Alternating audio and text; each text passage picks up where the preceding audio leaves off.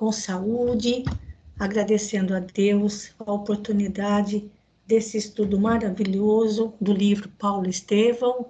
Hoje o nosso encontro de número 67, agradecendo muito a Deus, a Jesus, que nos tem dado essa oportunidade, agradecendo sempre pela companhia de vocês, toda quarta-feira, e, como sempre, pedindo o amparo da equipe de benfeitores espirituais para que os estudos desta noite possam transcorrer num ambiente de muita paz, de muita alegria, muita harmonia para todos nós.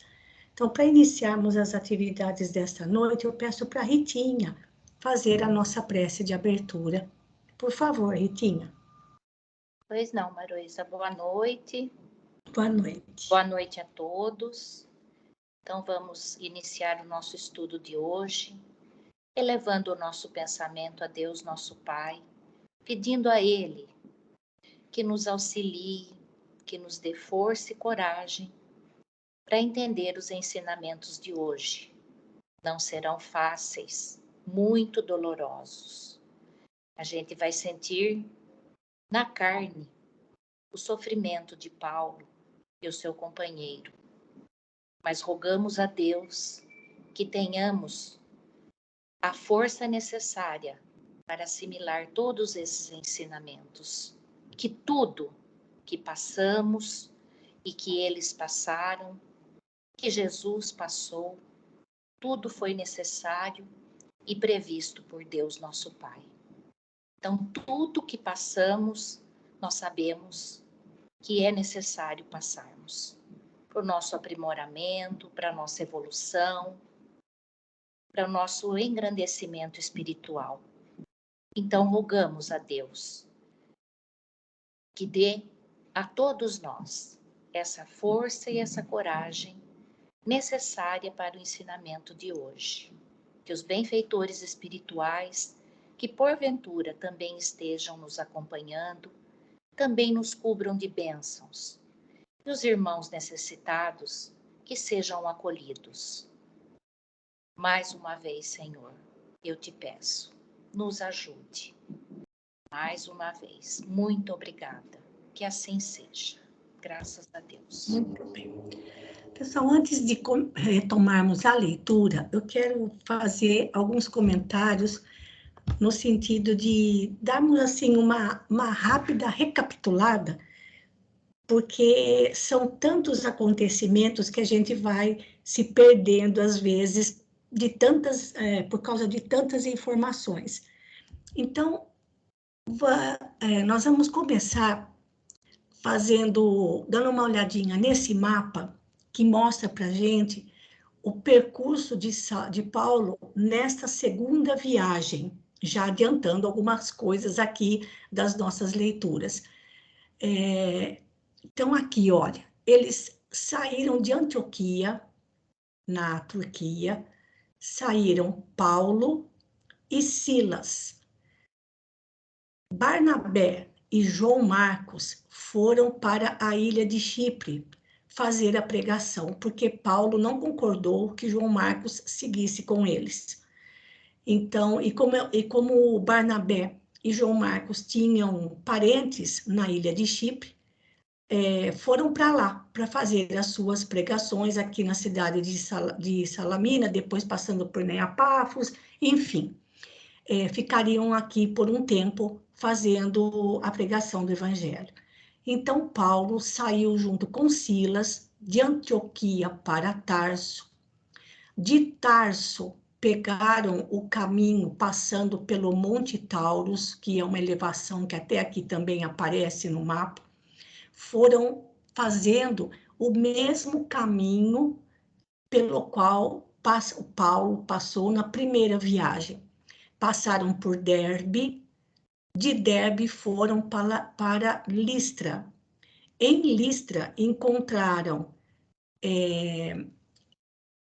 Timóteo com sua mãe e sua avó, Lloyd, e acho que era Eunice. Não estou lembrada agora do outro nome. Eu me lembro da Lloyd, mas não consigo lembrar da outra, se realmente é Eunice. Então, se alguém quiser dar uma procuradinha aí, só para confirmar. Em Listra, a avó de Timóteo conversou com Paulo, dizendo que ela e a filha, a Lloyd, eu não sei qual de quem é quem, teriam que voltar para a Grécia, porque também tinham parentes na Grécia, e pedia para que Paulo levasse Timóteo com ele, para a alegria de Timóteo. Então, Timóteo, a partir de Listra, então, foram três, né? Já eram três, Paulo, Silas e Timóteo. E foram fazendo o mesmo percurso, passaram por Icônio, Antioquia da Pisídia, e Paulo tinha a intenção de continuar subindo para o norte da Turquia, aqui essa região mais para o interior da Turquia. Mas ele teve um sonho, onde no sonho ele viu um homem que usava uma roupa típica da Macedônia. Aqui, tá vendo? A Macedônia fica no norte, faz divisa ao norte com a Grécia. E esse homem, em sonho, pedia para que Paulo os ajudasse. Então, Paulo, e também ali empurrado espiritualmente por Estevão, seguiram na direção de Troade, já às margens aqui do Mar Egeu, que separa a Turquia da Grécia. Em Troade, eles estavam cansados, sem dinheiro, sem saber como fazer para chegar até a Macedônia. Em Troade, encontraram com Lucas, que trabalhava como médico em um navio que fazia viagens aqui por essas costas, né? É muito recortada de ilhas. E de Troade, então, junto com Lucas, então Lucas pediu licença de 1 ano, então agora já eram 4, Paulo, Silas, Timóteo e Lucas. E assim eles conseguiram atravessar, passando aqui pela ilha de Samotrácia e desembarcaram numa baía. Aqui no mapa não está muito bem localizado, mas Filipos é um pouco mais para cima. E depois daqui, chegando nessa costa, que daqui a pouquinho eu mostro para vocês lá no Google, eles se separaram. Lucas e Timóteo iam descer até Tessalônica, que aqui no mapa não aparece. E Paulo com Silas ficariam em Filipos. Em Filipos, eles encontraram as margens de um rio, onde diziam ser o templo de oração, porque lá não tinha sinagoga, um grupo de mulheres, jovens, crianças em oração. E uma dessas mulheres se chamava Lídia, que tornou-se cristã, era mercadora de púrpura, tinha uma vida material tranquila, razoavelmente tranquila, e acolheu em sua casa, aliás, Paulo aceitou a acolhida de Lídia, ficando em sua residência, então Silas e Paulo. E eles iam pregar todos os dias, conversar, falar sobre Jesus, mas o público era extremamente feminino. Daqui, gente, depois Paulo passou por outras cidades até chegar em Atenas. De Atenas foi para Corinto, onde também teve uma bela surpresa.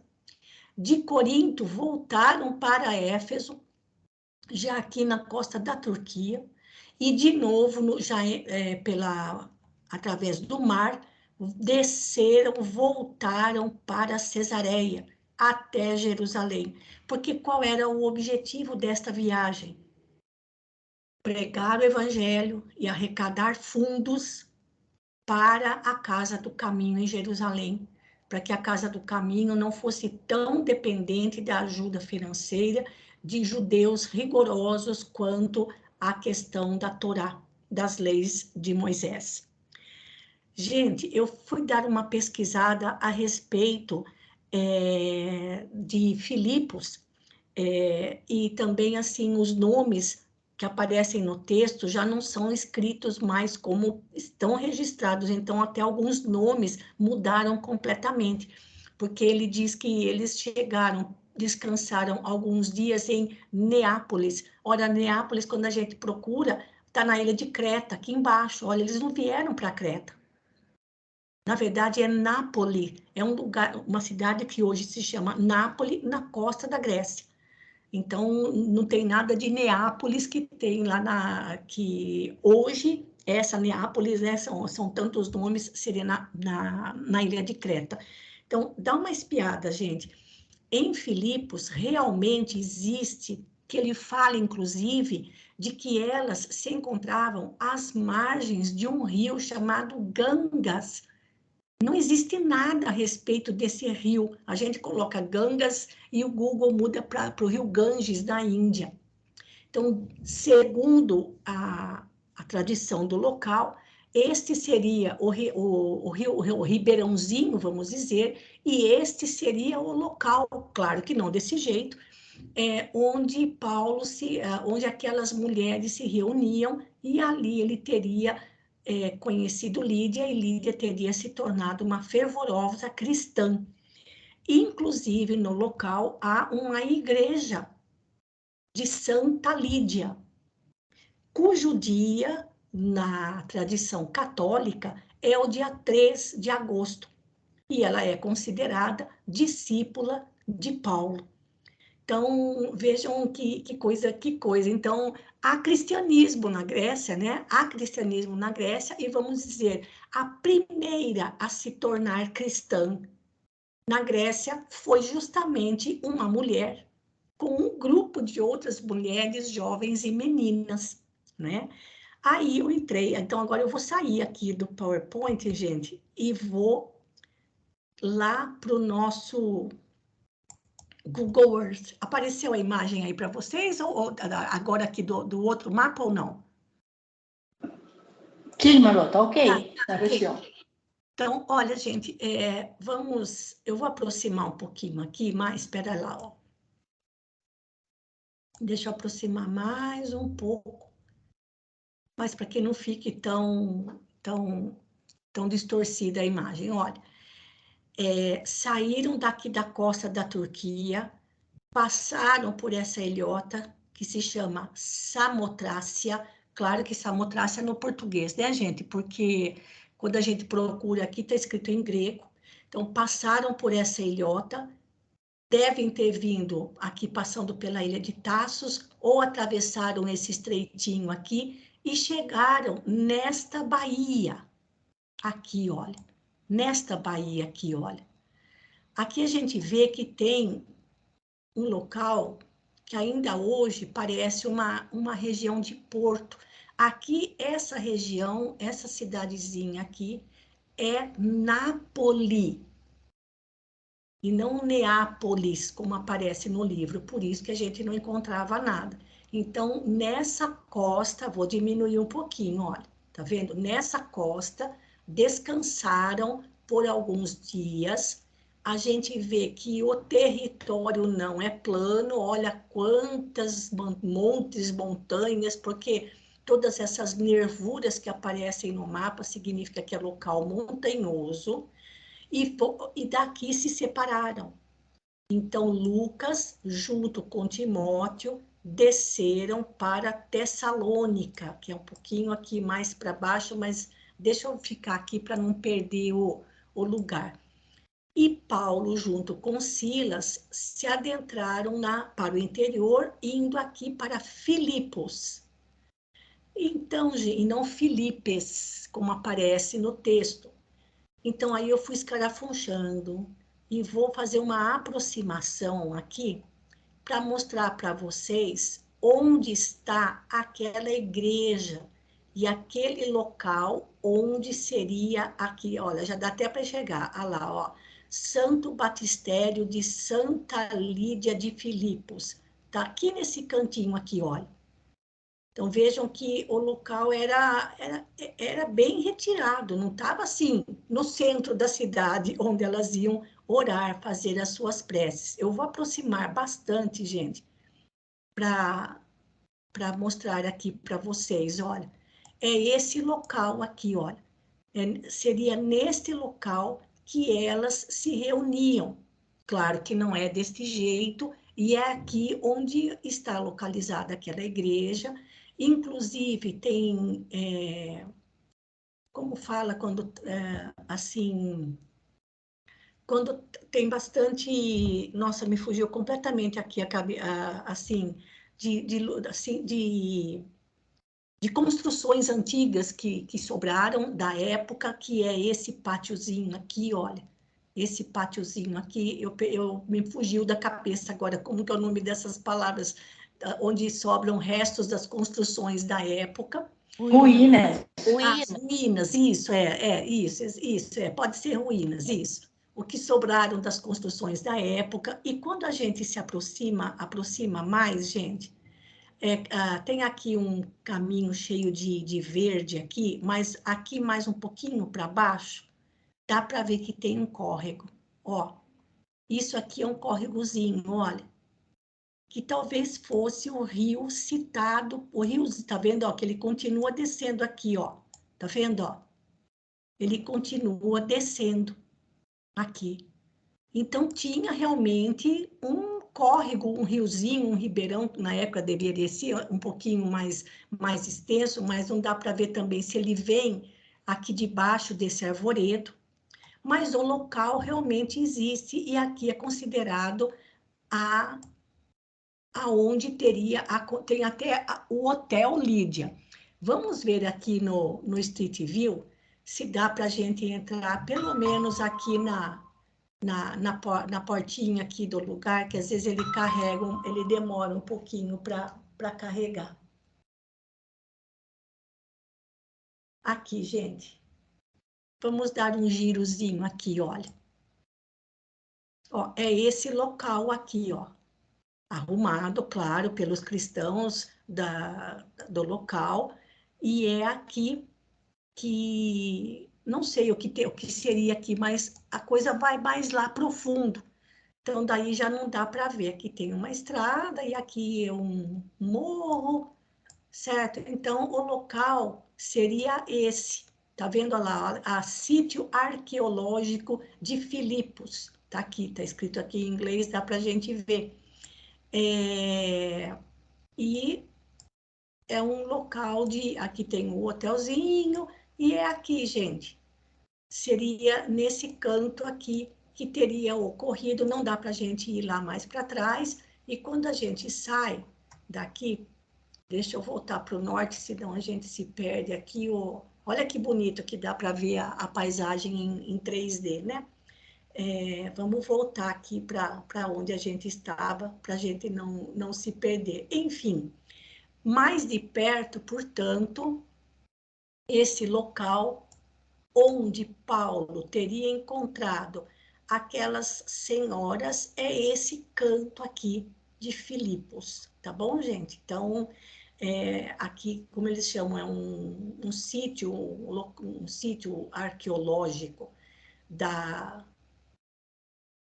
de Filipos, e aqui é onde seria o local onde realmente tem um riozinho bem pequenininho, mas ali realmente esse local, de fato, para que isso?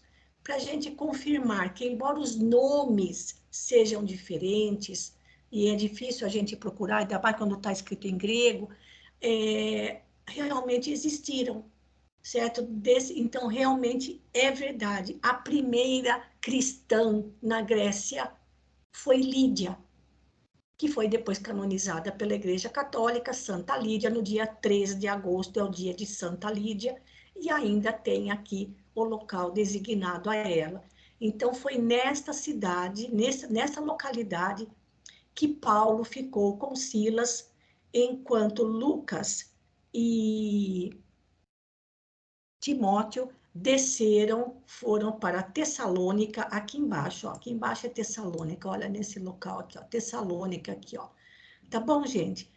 E nós paramos, então agora eu vou sair daqui. Alguém quer fazer algum comentário?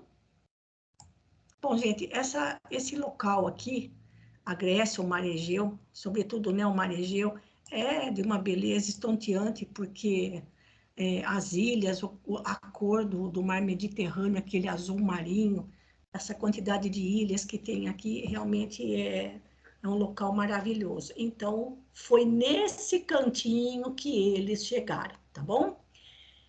E aconteceu aquilo que a gente estava lendo na semana passada, vou voltar aqui para o texto, em que havia uma pitonisa na cidade, não era, aliás, era comum ter pitonisas, sempre mulheres, e para elas era um motivo de muita vaidade, de muita honra, de muito prestígio social, mas infelizmente acabavam sendo utilizadas para mercadejar, né? Para fazer comércio das informações do plano espiritual. Havia muita sensualidade em jogo e muitas disputas entre elas para terem o maior prestígio na comunidade a qual pertencessem. E no caso, em Filipos, tinha uma que estava assediada por um espírito que se desdobrava em elogios por Paulo e Silas. Silas até que estava gostando de ser elogiado, mas Paulo percebeu que aquilo se tratava realmente de um embuste, era uma fraude causada por um espírito zombeteiro, enganador, mistificador, e Paulo deu uma dura nele, né? Dizendo, até voltando aqui mais para cima, bem mais para cima, Paulo realmente, com toda a autoridade moral de que era possuidor, ele afastou o espírito daquela moça e, claro, o fato de não ter mais um espírito dizendo bobagens por meio dela, o negócio, né, foi por água abaixo, né? Os seus donos, vamos dizer assim, aqueles que utilizavam aquela menina com os seus dons, com a sua mediunidade para ganhar dinheiro, já que não tinha espírito nenhum mais se manifestando e falando todas as bobagens e tolices que as pessoas gostam de ouvir, acabaram se voltando contra Paulo e Silas. É nesse ponto em que nós paramos, e isso aconteceu em Filipos. Então, Ritinha, por favor, vamos continuar, porque a coisa realmente vai ficar difícil para os nossos queridos amigos, vamos chamá-los assim. Pode começar, Ritinha. O incidente, entretanto, teria mais vastas repercussões, além daquelas que os apóstolos do mestre poderiam esperar. A pitonisa não mais recebeu a visita da entidade que distribuía palpites de toda sorte. Em vão, os consulentes viciados lhe bateram a porta. Vendo-se privados da renda fácil, os prejudicados fomentaram um largo movimento de revolta contra os missionários. Espalhava-se o boato de que Filipes, em virtude da audácia do pregador revolucionário, fora privada da assistência dos Espíritos de Deus. Os fanáticos exaltaram-se. Daí a 3 dias, Paulo e Silas foram surpreendidos, em plena praça, com um ataque do povo, e foram presos a troncos pesadíssimos e flagelados sem compaixão. Sob os apupos da massa ignorante, submeteram-se com humildade ao suplício.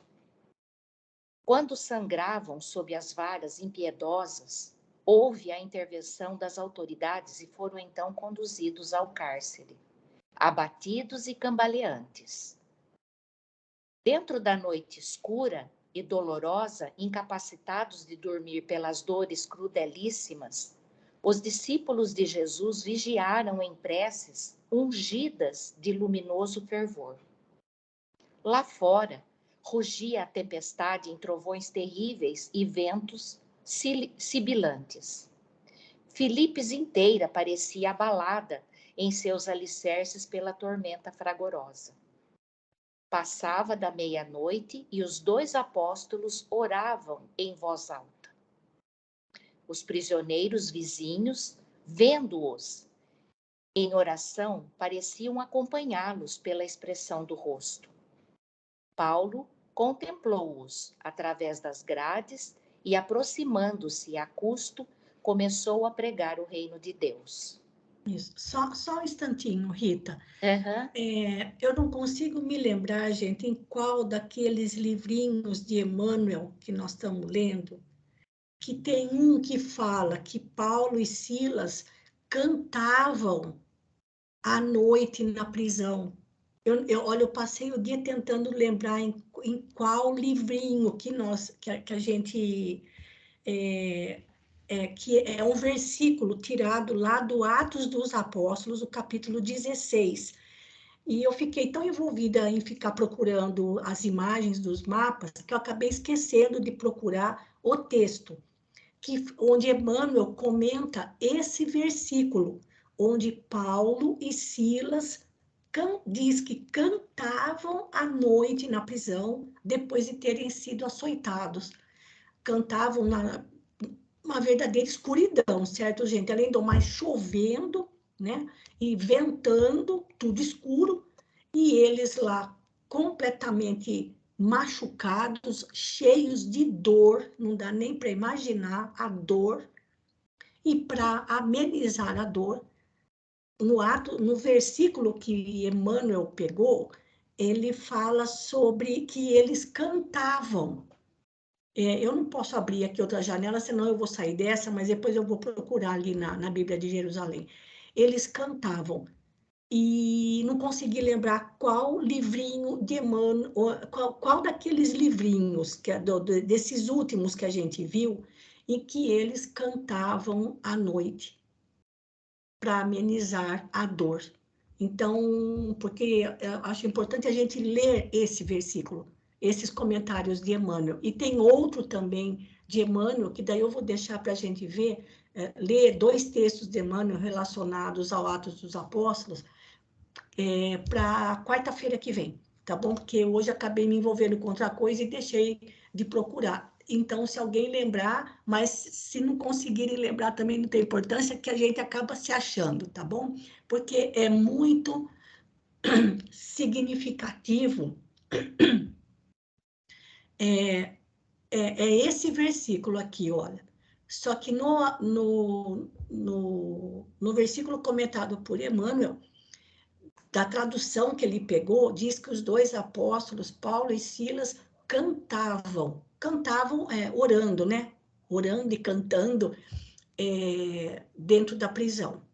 Tamanha a dor que sentiam. É isso. Algum comentário? Mesmo lá na prisão, né, Maroísa, embora se eles estivessem cantando, né, em forma de oração, eles não deixavam de estar pregando, levando a palavra de Jesus, Sim. né? Isso. Mesmo com dor, dentro do cárcere, no escuro, naquela tempestade, e com todo aquele sofrimento, eles continuavam pregando, né, levando a palavra. Isso, isso. Então, Então, vamos. pode continuar. Ao comentar a tempestade imprevista que se abatera sobre o ânimo dos discípulos, enquanto Jesus dormia na barca, um fato maravilhoso feriu os olhos dos encarcerados. As portas pesadas das numerosas celas se abriram sem ruído. Silas ficou lívido. Paulo compreendeu e saiu ao encontro dos companheiros. Continuou pregando as verdades eternas do Senhor, com entonação impressionante, e vendo umas dezenas de homens de peito hirsuto, barbas longas, fisionomias taciturnas, como se estivessem plenamente esquecidos do mundo, o apóstolo dos gentios falou com mais entusiasmo da missão do Cristo e pediu que ninguém tentasse fugir. Os que se reconhecessem culpados agradecessem ao Pai os benefícios da corrigenda. Os que se julgassem inocentes dessem expansão ao regozijo, porque só os martírios do justo podiam salvar o mundo. Esses argumentos de Paulo contiveram toda a estranha e reduzida assembleia. Ninguém procurou alcançar a porta de saída, senão que, reunindo-se em torno daquele desconhecido, que tão bem sabia falar aos desgraçados, muitos se ajoelharam em pranto, convertendo-se ao Salvador que ele anunciava com bondade e energia. Então, Gente, que poder!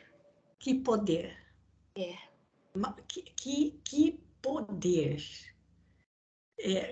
Realmente, assim, não dá para entender. Magnetizador. As portas pesadas de numerosas celas se abriram sem ruído. Imagina o Silas, que nunca tinha visto um negócio daquele. Ficou lívido. Ficou lívido, ficou completamente de boca aberta. Boca aberta. Paulo compreendeu. Compreendeu o quê? Que ele tinha uma tarefa lá naquele local. Naquela prisão. Né? Naquela prisão. Junto com aqueles homens, realmente, gente, fossem criminosos ou não, eles estavam completamente esquecidos do mundo. Ir para uma masmorra daquela, uma prisão daquelas, era esperar a morte lenta, né? Porque não tinha julgamento, não tinha advogado, não tinha nada disso. Ficavam lá, completamente esquecidos do mundo. Quanto sofrimento! E faço uma ideia do que a espiritualidade fez com aqueles irmãos naquela noite ao lado de Paulo. E também fico pensando que aqueles homens, aqueles espíritos, tornaram a reencarnar, certo, gente? Reencarnaram depois. Só que aquilo que eles passaram ao lado de Paulo, num momento de tamanho sofrimento, e a figura de Paulo levando a eles a mensagem de Jesus, deve ter marcado para sempre aqueles espíritos que em outras encarnações devem ter, sem saber porquê, né, sem entender porquê, tinham uma predileção muito grande pelo apóstolo, sem saber o motivo daquele carinho especial pelo apóstolo Paulo. Não é, Ritinha? Com certeza. Não é? Maravilhoso. Maravilhoso, né? E outra coisa também, gente, é importante a gente também entender que Paulo não estava pregando uma nova religião. Ele não estava formando uma nova religião. Ele estava ensinando, ou melhor, ele estava levando a mensagem consoladora de Jesus, como que dizendo: vocês não estão esquecidos nem abandonados, e todo esse sofrimento terá uma recompensa inimaginável depois da morte. Porque Jesus veio provar, ele mesmo, que a morte não existe. E o próprio Paulo viu Jesus. Então, de que adianta você pregar uma mensagem consoladora para dizer: olha, depois que você morrer vai acabar tudo, então todo o seu sofrimento vai acabar. E vai acabar tudo. E você vai virar nada. Esse tipo de doutrina não consolaria nunca. Então, Paulo sabia muito bem o que ele estava falando e pretendendo mostrar, para fazer com que aquelas pessoas não judeus compreendessem a missão, as palavras do Evangelho, como sendo uma grande renovação para eles mesmos, né, para nós mesmos, fazendo com que a gente se torne um novo ser humano, uma nova pessoa. Então, era isso que ele levava, a mensagem de Jesus, a mensagem consoladora, né, para que aquelas pessoas suportassem tanto sofrimento, mas com um objetivo, que era a vida espiritual. Não com as palavras que a gente fala hoje, mas com o jeito de se expressar, com as expressões que eram comuns na época. Algum comentário, gente? Maroísa, e também eu ia falar uma coisa, fugiu da minha cabeça. Não sei. Nós estamos ruins. A hora que eu lembrar, eu falo. Lembrei. Jesus, ele pregava para os humildes, né? E para os desgraçados, como fala aqui no texto. E Paulo segue o mesmo caminho, porque é lá que ele vai encontrar e vai lançar a palavra de Jesus, né? E vai ser acolhido, porque eles realmente necessitam, ao passo que os bambambam lá, né? Não aceitam por causa do orgulho, da vaidade. Uhum. Então, esses aí são os ideais, né? Para poder levar a palavra de Jesus e ser aceito, né? Uhum. Isso. Olha, o versículo eu encontrei. Atos dos Apóstolos, capítulo 16, versículo 25, 16, 25, e está escrito assim: mas à meia-noite, postos em oração, Paulo e Silas louvaram a Deus, e os que estavam na prisão os ouviam. Aqui na tradução que eu tenho, louvavam a Deus. E Emmanuel diz que eles cantavam. Mas, de qualquer modo, já descobri. Já encontrei que versículo que fica mais fácil de procurar. Então, vamos adiante, Ritinha, por favor. Ao alvorecer, amainada a tormenta, levanta-se o carcereiro perturbado pelo vozerio singular. Vendo as portas abertas e temendo a sua responsabilidade, tenta matar-se instintivamente. Mas Paulo avança e impossibilita-lhe o gesto extremo, explicando-lhe a ocorrência. Todos os encarcerados regressaram humildes ao seu cubículo. Lucano, o carcereiro, converte-se à nova doutrina. Antes que a claridade diurna invadisse a paisagem, ei-lo que traz aos apóstolos os socorros de emergência, pensando-lhes as feridas, sensibilizado como nunca. Residindo ali mesmo, conduz os discípulos ao interior doméstico. Manda servir-lhes alimento e vinho reconfortante. Logo nas primeiras horas, os juízes filipenses são informados dos fatos. Cheios de temor, mandam libertar os pregadores, mas Paulo, desejando oferecer garantias ao serviço cristão que se iniciava na igreja, fundada em casa de Lídia, alega sua condição de cidadão romano, a fim de infundir mais respeito aos magistrados de Filipos pelas ideias do profeta Nazareno.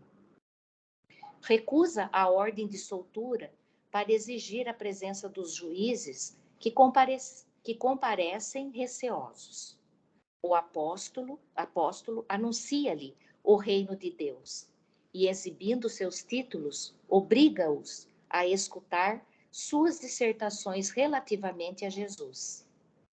Fê-los sabedores dos trabalhos evangélicos que alvoreciam na cidade, com a cooperação de Lídia, e comentou o direito dos cristãos em toda parte. Os magistrados apresentaram-lhe desculpas, garantiram a manutenção da paz para a igreja nascente. E, alegando a extensão de suas responsabilidades perante o povo, rogaram a Paulo e Silas que deixassem a cidade para evitar novos tumultos. Gente, quem é que recebe uma ordem de soltura e fala assim, não, eu não vou sair Eu quero os juízes aqui. Eu quero os juízes aqui para o assunto ficar muito bem esclarecido. Isso.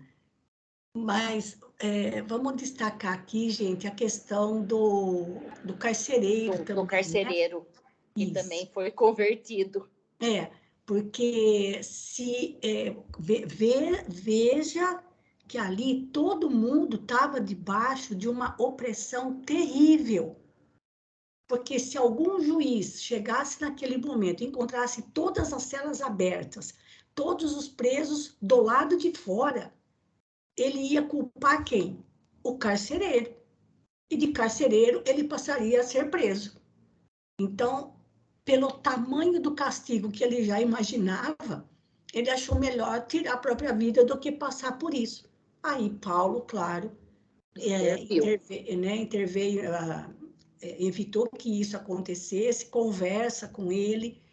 Ele morava no mesmo local, né, ali assim, acho que era tudo, as casinhas tudo grudadas umas ali com as outras, cuidou das feridas das costas deles, né, deu alimento, socorreu, gente, aqui ó, pensando, não é do verbo pensar com a cuca, não, com a cabeça, lembrando, não sei se uma vez eu comentei com vocês a questão dos pensos, são os curativos, né? Como o Fernando vai na farmácia e ao invés de pedir band-aid, ele pede pensos. Eu já falei para ele mudar para o dicionário do português do Brasil e não português de Portugal. Então, aqui, pensando-lhes as feridas, significa colocando curativos sobre as feridas. Né? É isso que significa esse pensando aqui, não é de pensar com a cabeça, não. E aí chegam os juízes, ficam sabendo do que aconteceu, mandam libertar os pregadores. Mas vejam, gente, Paulo usa a sua condição de cidadão romano, que não era pouca coisa na época. Como hoje uma pessoa que tem cidadania norte-americana, não é pouca coisa. Ou cidadania, tem um passaporte europeu, não é pouca coisa. Né? Então, ele queria que os responsáveis, os juízes da cidade, ficassem sabendo certinho o que tinha acontecido e o porquê deles estarem lá naquela cidade e fazerem o que fizeram. Ou seja, tiveram que escutar Paulo, porque como cidadão romano é como se Paulo tivesse autoridade sobre os juízes. Olha, gente, né, até onde ia como falam, a fidelidade de Paulo à sua tarefa. A fidelidade de Paulo, fidelidade moral à tarefa que ele tinha abraçado. E não, assim, não, vocês não vão mandar a gente sair daqui assim numa boa, sem saber a causa de tudo isso, o motivo. E que quem levou... ele era, né? Oi? E quem ele era, né? De cidadão romano. Exatamente. E outra, deixando bem claro, nós fundamos uma comunidade cristã aqui em Filipos, com a colaboração de Lídia, na casa dela. Então, não é para vocês irem lá importunar as atividades dessa comunidade. Garantiram a manutenção da paz para a igreja nascente. Já falamos sobre essa questão de igreja, né, gente? Uhum. Uma comunidade cristã. Mas, para evitar mais complicações, pediram para que eles deixassem a cidade. Já está cansada de ler, Ritinha? Não, você que sabe, Maroísa. Quer passar para a Elaine, você que sabe. Porque, olha, são 8h15. 8h10. 8h15, 8h10, mais ou menos. Ainda temos mais um tempinho, mas também não sei se a Elaine entrou hoje, porque até a hora de eu abrir aqui eu não tinha visto ela. Porque tudo bem, se precisar continuar, eu continuo. Não lembro. Se não, daí eu posso passar para outra, assim você toma um fôlego, Ritinho, e bebe um golinho de água. Hein? Se não, pelo jeito não, porque... Ela está... Oi? Ela está aí? Estou sim. Então, tá. Então vamos lá. Então, ela fala tão baixinho também, então sim. Então, Ritinha, agradeço sua leitura e vamos passar um pouquinho aqui para a Elaine, então assim você também descansa, tá bom? Pode continuar então, Elaine, fazendo o favor. Aqui no 33. O ex-rabino sentiu-se satisfeito e, voltando à residência da generosa purpureira, em companhia de Silas, que lhe reconhecia a fortaleza, sem dissimular o grande espanto. Ali demorou alguns dias, traçando o programa dos trabalhos da nova sementeira de Jesus. Em seguida, rumou para Tessalônia, escalando em todos os recantos em que houvesse sítios ou aldeias à espera de notícias do Salvador. Nesse novo centro de lutas, reencontraram Lucas e Timóteo, que os aguardavam ansiosos. Os trabalhos seguiram ativíssimos. Em toda a parte, os mesmos choques. Judeus preconceituosos, homens de fé, ingratos e indiferentes. Conluiavam-se contra o ex-doutor de Jerusalém e seus devotados companheiros. Paulo mantinha-se forte e superior nas mínimas refregas. Sobrevinham dissabores, angústias na praça pública, acusações injustas, calúnias cruéis, poderosas ameaças caíam às vezes inesperadamente sobre o desinteresse divino de suas obras. Mas o valoroso discípulo do Senhor prosseguia sempre, sereno e firme, através das tormentas, vivendo estritamente do seu trabalho e compelindo os amigos que a fazerem o mesmo. Era indispensável que Jesus triunfasse dos corações. Esse o seu programa primordial.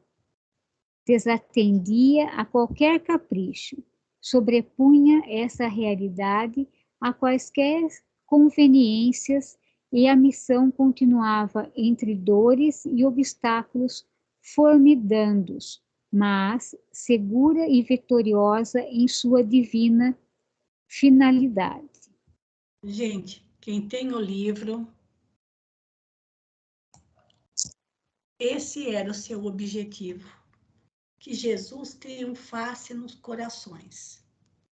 E para isso, ele suportava tudo, porque não eram somente dores físicas, de um chicote, de uma pedrada, não era isso. Paulo não temia, não tinha medo de sofrer, não tinha medo da dor. Eram dores morais também, como Emmanuel fala aqui em cima.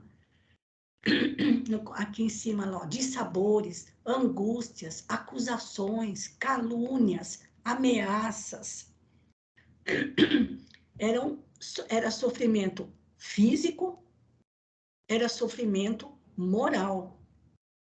E Emmanuel destaca que Paulo se mantinha forte e superior nas mínimas refregas, ou seja, nos menores desentendimentos. Ele demonstrava grande superioridade e fortaleza moral. Mas também era muito forte fisicamente para aguentar tudo que ele já vinha aguentando, porque nessas alturas do campeonato, Paulo já estava quase chegando aos seus 50 anos. Então, gente, era assim uma figura extraordinária, extraordinária. E que fique bem claro para a gente no estudo deste livro.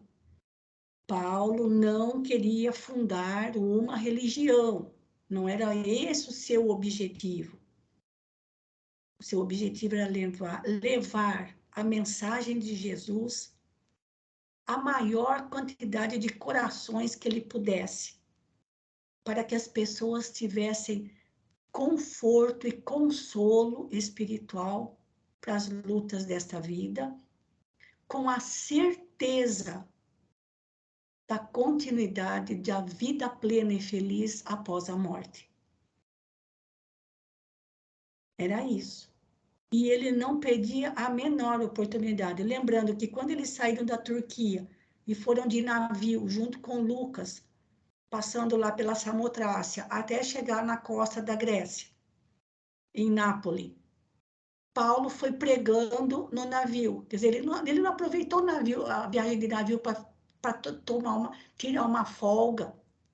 Ah, vou aproveitar esses dias aqui e vou tirar uma folga. Vou comer, dormir, tomar sol, vou dar uma descansada. Não, até o capitão do navio romano, que era romano, ali também ficava atento à fala de Paulo. Não dá nem para imaginar o quão lúcida, quão vigorosa, quão contagiante era a sua fala. Ele falando sobre Jesus. E ele não perdia nenhuma oportunidade, como continua falando aqui em outro pedacinho, até chegar aqui, peraí, quando ele fala de Tessalônica, aqui, ó. Já mostramos Tessalônica para vocês ali naquele mapa, gente, já mais ao sul ali da Grécia, mas do lado do Mar Egeu. Por onde ele passasse, se tivesse alguma aldeiazinha, um pequeno sítio, uma, duas, três casinhas, olha o que ele fala, à espera de notícias do Salvador. Ele não perdeu a oportunidade. Agora eu só fico imaginando como que ele começava a conversa. Sabe? Como é que ele começava a falar sobre... Como é que ele começava a falar sobre Jesus, por exemplo, lá na prisão? Como é que ele começava a falar para quem nunca tinha, que eram politeístas, eram povos pagãos, ali adorando vários deuses da cultura grega, da cultura romana. Como falar de um Deus único e de Jesus? Não é? Tinha que ter uma eloquência, assim, um raciocínio, uma argumentação muito bem estruturada, né, gente? Algum comentário mais para a gente ir mais um pouquinho? Algum comentário mais? Eu, eu queria fazer um comentário. Claro. Nesse pedaço aqui, né, mostra a grande diferença, né, de Saulo. Se a gente voltar lá atrás, ele era assim, chegava a ser arrogante quando ele falava, Nossa, né, nem fala. orgulhoso. E aqui fala que ele estava sempre sereno, né? Sim, Então, o progresso espiritual dele, né, sim. nesse tempo. Aqui, sim, aqui é verdade. Olha lá, o valoroso discípulo do Senhor prosseguia sempre, sereno e firme através das tormentas. Aqui, foi bom você ter comentado isso, porque assim, na época em que Saulo, né, quando ele, como Saulo, defendia com unhas e dentes as leis de Moisés, extremamente fiel a Moisés, essa característica, que não deixa de ser uma virtude, continua valendo agora para Jesus. É só que agora a situação é outra, né? Com Moisés ele podia ser altivo, arrogante, orgulhoso. Agora com Jesus ele precisava ser muito humilde, né? Chegando no mesmo nível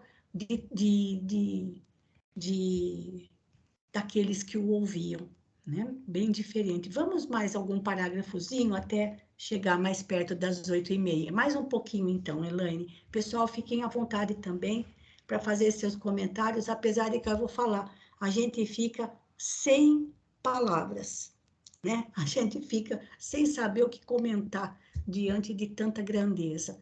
Pode continuar, Elaine. Depois de incontáveis atritos com os judeus em Tessalônia, o ex-rabino resolveu transferir-se para Bereia. Isso. Novos Agora que me veio à mente. Lembrando, gente, Paulo esteve em Filipos, tem uma carta aos filipenses, não é? Então, os filipenses são os cristãos de Filipos. Paulo escreveu cartas para os tessalonicenses, ou seja, os cristãos de Tessalônica. Vejam, Paulo escreveu 2 cartas para os cristãos de Corinto. Então, vejo que uma boa parte dessas cartas eram para cristãos que viviam na Grécia. né? Muito, e Bereia, outra... Deixa eu só voltar aqui do o mapinha aqui do PowerPoint, gente, só um pouquinho aqui, ó, pera um pouco. Espera aí que eu já... Aqui, ó. Ele estava aqui esse Anfípolis, aqui era Tessalônica, eles desceram, então, para Bereia, porque o objetivo de Paulo é chegar em Atenas, tá bom? Então, vamos voltar lá no texto. Eu lembrei também, assim, toda essa região, tanto Turquia, quanto a Grécia, quanto na Itália, a quantidade de sítios arqueológicos, as ruínas daquelas construções, mas isso é repleto. Quando a gente entra lá no Google e pede para ver as imagens, por exemplo, de Filipos, gente, é cada construção. Eu não sei se aqui na Bereia aparece alguma coisa, deixa eu só dar uma espiada aqui.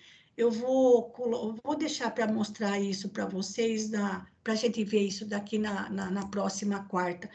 As imagens dos sítios arqueológicos, das ruínas, mas é cada construção que ainda está em pé, que se a gente pudesse, assim, remontar as cidades, aquelas localidades como eram naquela época, deve ser uma coisa maravilhosa, mostrando, assim, uma vida estruturada, cidades estruturadas, organizadas, mas debaixo de uma opressão que era a opressão romana.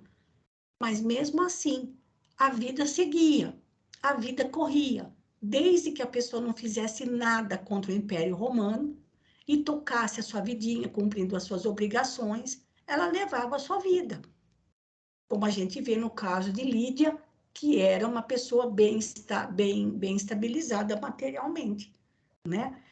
Bom, gente, nós estamos aqui já, para mim, já faltando daqui 3 minutinhos, o parágrafo eu acho que é um pouco grande para a gente continuar. A gente vai parar por aqui, tá bom? Porque assim a gente tem a oportunidade de ver algumas imagens também.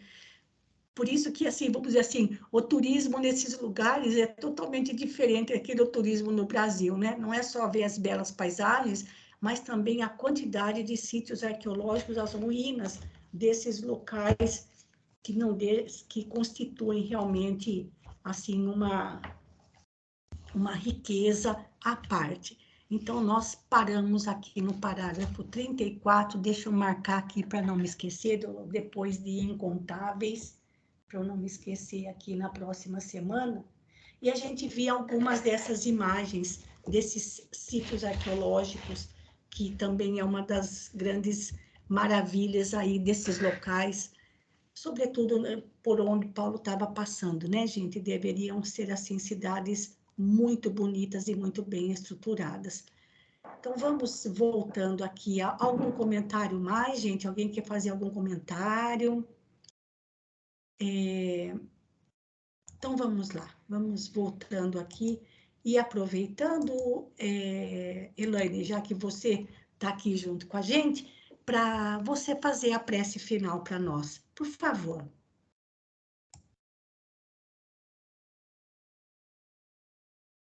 Vamos então, nesse momento, agradecer a equipe espiritual que nos acompanha, por tantos ensinamentos, por tantos exemplos. Pedir o fortalecimento para que possamos também trilhar o nosso caminho diante dos ensinamentos do Mestre. E agradecer a oportunidade desse estudo maravilhoso. Que tenhamos paz, tranquilidade e sempre, confiança sempre, que assim seja.